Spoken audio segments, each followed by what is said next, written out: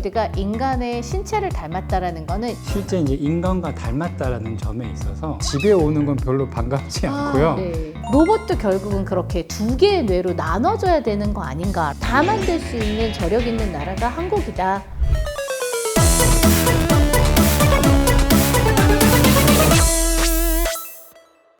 안녕하세요. 과학을 깊게 이해해보는 시간, 오늘의 과학입니다. 어릴 때는 영어 공부를 안 해도 되고 스스로 번역도 해주고 또는 내가 해야 할 숙제도 대신해주는 로봇들을 많이 꿈꿔왔습니다. 오늘은 휴머노이드 주제에 대해서 얘기를 나눠보도록 하겠습니다. 저는 애트리 AI 로봇 연구본부 최장단입니다. 오늘 저와 함께 휴머노이드를 재밌게 다뤄볼 두 박사님을 소개하도록 하겠습니다. 박사님. 네, 안녕하세요. 주식회사 A로봇 대표 엄미설입니다. 안녕하세요. 한국과학기술연구원의 임윤섭이라고 합니다. 반갑습니다. 잘 지내셨죠? 네. 네, 그럼 오늘 휴머노이드를 가지고 즐겁게 다뤄보도록 하겠습니다. 휴머노이드 왜 중요하다고 생각하십니까? 사실 지금 우리가 앉아있는 이 의자의 높이 몇 센치인지 혹시 아세요? 모르죠. 의자의 높이는 보통 40cm에서 플러스 마이너스입니다. 인간의 그 종아리 길이 있잖아요. 거기를 기반으로 해서 의자가 디자인되기 때문에 그래요. 우리 여기 스튜디오에 들어오면서 지금 문 통과했지 않습니까? 그 문의 손잡이 높이 느낌상 한 1m? 80cm에서 플러스 마이너스예요. 항상 사람이 서서 손을 뻗었을 때 닿는 그 위치가 80cm 플러스 마이너스거든요. 휴머노이드가 인간의 신체를 닮았다라는 거는 인간이 사용하고 있는 모든 종류의 도구, 형상의 변형 없이 그대로 사용할 수 있다라는 뜻입니다. 예를 들어서 하나의 로봇이 아침에 공사장 가가지고 삽으로 막 흙을 푸는 삽질을 하다가 저녁 때 레스토랑 가서 치킨 튀길 수 있느냐, 형상 변경 없이 그 모든 거를 쳐낼 수 있는 한 대의 플랫폼 형태가 휴머노이드인 거였고요. 그렇기 때문에 궁극적인 형태라는 거고 저희는 그걸 또 범용성이라고 부르는 거죠. 모든 딥테크 기업들이 휴머노이드에 관심을 갖고 이 시장이 커질 거다 라고 예상을 하고 있는 거라고 저는 생각합니다. 식당에 가면 서빙 로봇이 음식도 갖다 주고 휴게소에서는 커피도 내려주는 거 경험해 보셨죠? 그렇죠. 그런 로봇하고 휴머노이드의 가장 큰 차별점은 뭐라고 생각하시나요? 실제 이제 인간과 닮았다라는 점에 있어서 친화된 어떤 그 모습을 가지고 있기 때문에 사람과 조금 더 접근성이 좋지 않을까. 아무래도 휴머노이드가 똑똑해지게 하기 위해서는 인간이 무엇을 생각하는지 또는 인간이 하는 행동들을 공부를 시켜야 될 것 같습니다. 그렇죠. 인간이 동작하는 이 행동을 데이터화, 원시 데이터를 취득을 하는 데서 시작이 돼요. 물 따르는 거라든가 물건을 여기서 집어서 이쪽으로 이제 옮기는 거라든가. 문제는 이 원시 데이터가 너무 많아요. 두 번째 단계는 이 원시 데이터를 취득을 하고 나면 얘를 모델로 만들어야 되잖아요. 어떤 GPU를 써서 얼마만큼 또 학습을 시키느냐, 이게 또 저희한테 굉장히 풀어야 되는 일이고, 그런 모든 과정들을 또 하고 나면 로봇한테 실제로 입력을 해서 한번 테스트를 해보거든요. 꼭 저희가 생각한 대로 움직이지 않더라고요. 이 모든 것들이 너무너무 어렵고 사실은 저희가 넘어야 하는 산이고 이게 되어야 똑똑해지지 않을까. 예전에 하나 만들었던 거가 이제 로봇이 사람과 대화를 하는데 우리가 말을 하는데 대화 상대가 끄덕여 주는 거는 경청해 주고 있구나, 이런 비헤이비어들이 있는데 그 비헤이비어를 만들고 싶었어요. 이렇게 사람들이 대화하게 만들어 놓고 데이터를 한 30시간 모아 놓고 거기에서 열심히 레이블링하고 모델링 만들어서 지금 현재 쓰고 있는 로봇에 넣어서 쓰고 있습니다. 네. 네. 많이 똑똑해졌나요?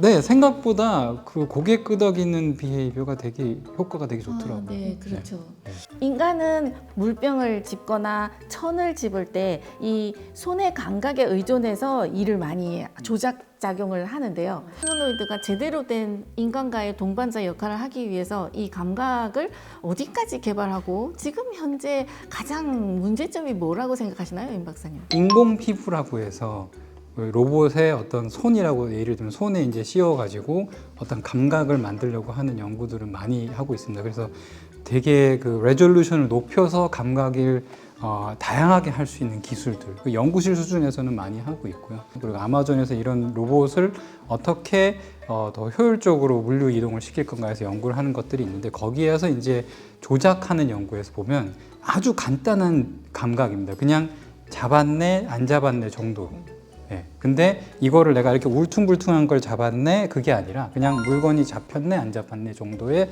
피드백만 있는 걸로 했는데도 훨씬 더 이런 물건을 잡았다라는 정보 때문에 더 잘 잡고 이동을 할 수 있다라는 연구들이 나오고 있는 걸로 알고 있고, 이제 우리가 이런 촉각의 영역으로 가게 되면 어나더 레벨이 되지 않을까 생각이 들어요. 왜냐하면 여기 안에 이제 우리가 레졸루션을 높이기 위해서 기술 수준으로 이렇게 어레이를 나눴다고 생각하는데, 그게 정말 세밀하게 하고 싶다. 그럼 여기에 레졸루션도 되게 낮아져야 되고, 거기 하나하나의 지점마다의 데이터를 다 레코딩해서 처리를 할 수 있어야 되는 그런 문제가 생기는 거예요. 엄청나게 풀어야 될 문제도 많고, 실용화까지는 아직까지 많이 멀 수는 있다. 하지만 영구적으로 이걸 해볼 만한 문제들은 되게 많이 산재하고 있다라고 저는 생각합니다. 지금 현재 로봇은 보면 만약에 무슨 명령을 내리면 한꺼번에 동시에 같은 일을 못하고 일단 갑니다. 그리고 씁니다. 물건을 집습니다.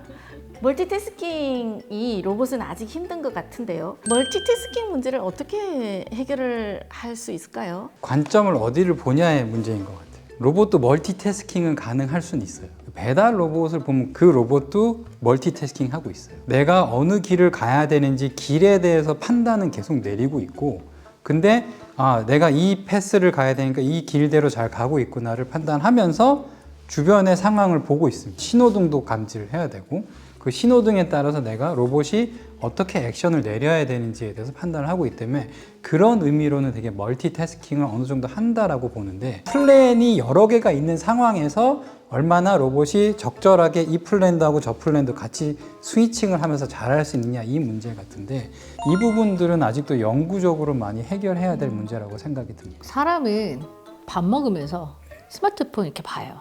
먹으면서.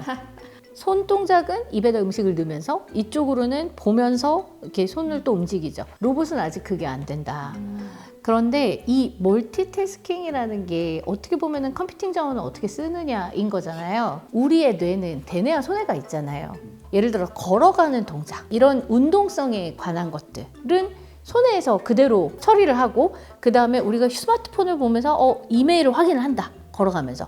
그러면은 이게 어떤 이메일이 어떤 내용으로 왔네라는 거는 또 대뇌에서 또 연산작용을 해서 처리를 하죠. 로봇도 결국은 그렇게 두 개의 뇌로 나눠져야 되는 거 아닌가라는 생각을 저희는 해요. 네. 동작에 관장하는 영역은 PC를 따로 분리를 해서 씁니다. 그래서 저희가 이제 엣지단이라고 부르는 로봇 자체에서 판단을 하고 실시간으로 반응성 있게 동작을 할 수 있게끔 처리를 하고, 반대로 예를 들어서 뭐 로봇이 뭔가를 판단을 해야 된다. 인지와 판단 추론의 영역은 그것만을 위한 컴퓨터를 또 따로 분리를 해갖고 이렇게 처리를 하거든요. 인간의 위대성 여기서 나타나지 않나 싶습니다. 휴머노이드가 인간을 쫓아오려면 아직 멀었다. 예, 그런 생각을 하고 있습니다.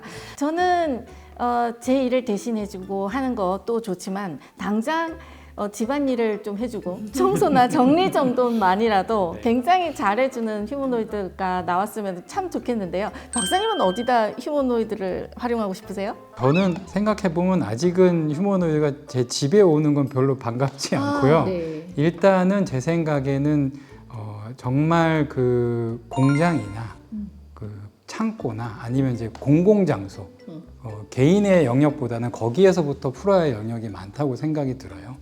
그래서 거기에서 먼저 필요한 일들을 로봇이 할 수 있게 만들어 놓은 이후에 실제 개인의 어떤 집안에서 일을 도와준다거나 하는 쪽으로 가야 될 거라고 박사님 집안일 생각이 많이 들어요. 안 하시는구나.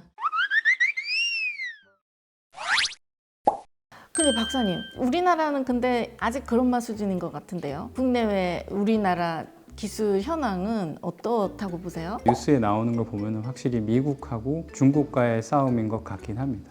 미국의 뭐 테슬라나 뭐 파이 로보틱스나 여러 가지 로봇이 그 피지컬 AI로 하는 휴머노이드를 대상으로 하는 로봇들이 나오고, 중국 같은 경우에는 정말 너무나도 많은 휴머노이드 회사들이 있는 걸로 알고 있습니다. 그러한 가운데서 이제 대한민국에서도 열심히들 다들 연구를 하고 있고요. 하드웨어 수준에서는 이미 그 중국이나 미국만큼 열심히 우리가 만들어서 비슷한 수준의 휴머노이드는 만들 능력이 있다라고 일단 생각은 하고요. 한 가지 희망적인 이야기를 드리면, 최근에 이제 산업부에서 K 휴머노이드 연합이라는 걸 만들었습니다. 이게 사실 발족이 된 게 올해 4월 달이에요. 그러니까 살짝 늦은 감은 있지만 여전히 우리가 따라잡을 수 있는 저력은 있다. 왜 그렇게 판단을 하느냐면 휴머노이드를 만들 때 하드웨어 관점에서 이야기를 하면 크게 세 가지가 되게 중요해요. 하나가 배터리, 다른 하나가 액추에이터, 그리고 마지막이 인공지능 칩. 이렇게 세 가지를 하드웨어 관점에서 굉장히 중요하게 보는데 이 세 가지를 다 만들 수 있는 나라가 전 세계에 2개밖에 없습니다. 그게 하나가 중국이고 다른 하나가 한국이에요.